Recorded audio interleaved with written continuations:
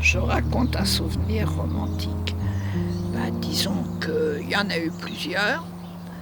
Le tout premier, je ne sais pas si on peut appeler ça romantique, mais pour moi, oui.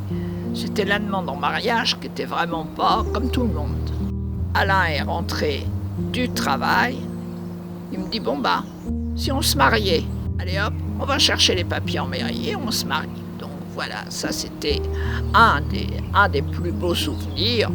Et puis après, forcément, il y a eu notre premier voyage en Sicile et tout, qui était merveilleux. C'est des plus beaux souvenirs romantiques avec mon époux.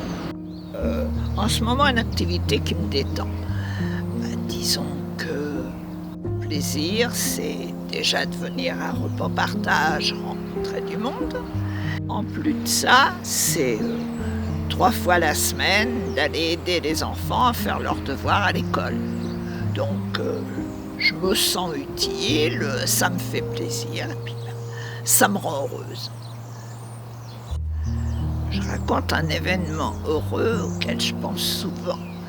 Les événements heureux, forcément, ça a été la naissance de mes enfants. Et puis lorsque j'ai eu une petite fille. Alors, j'étais tellement heureuse d'avoir une petite fille. Alors ça, c'était... J'adore mes garçons, j'adore mon petit-fils. Mais quand j'ai eu ma petite poupée, alors là, ça, c'était vraiment... Elle a d'ailleurs 21 ans aujourd'hui, ma petite poupée. J'y pense toujours. Voilà, ça, c'est un événement heureux pour moi. Je décris un de mes secrets.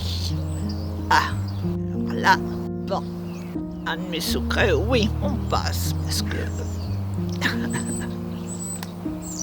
c'est secret. Je raconte mon souvenir le plus ancien. Le plus ancien, bêtise que j'ai fait quand j'étais vraiment toute petite. Et puis, un jour, j'appelle maman, mais vraiment toute petite. Ça y est, maman, j'ai fini.